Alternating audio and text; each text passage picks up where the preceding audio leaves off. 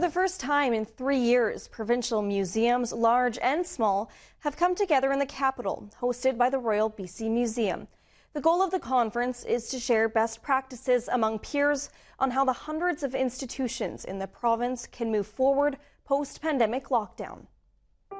So not a lot of people know this, but there's more than 450 museums in communities large and small across BC. So right now we're in the Royal BC Museum, the largest museum in the province, but there's everyone here from the tiniest volunteer-run museum that's only open seasonally to, big organizations like Science World.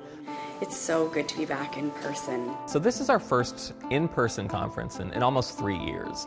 And in those past 3 years, the world has changed, especially for museums. There's been really powerful conversations about the need to decolonize, to support truth and reconciliation, to support racial and social justice. And our sector needs to have these conversations to remain relevant. And then I heard it again and again.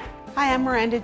I'm a member of Thunderchild First Nation on the Saskatchewan side of Treaty 6, and I'm a cultural consultant here at the conference. I think the work of reconciliation for me is to move from words to action. And so through the workshops I'm offering here at the conference, I'm giving people a taste of what that feels like, what challenges they might need to navigate, and some practical tools to take back to their institutions. We have a session at Carr House talking about UNDRIP implementation, so the United Nations Declarations of the Rights of Indigenous Peoples, how that will change museums.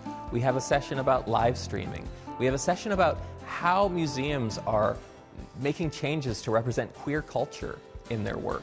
People that were never seen in a lot of museums exhibits until recently, but have been part of our communities since day one, who are there, have their stories untold.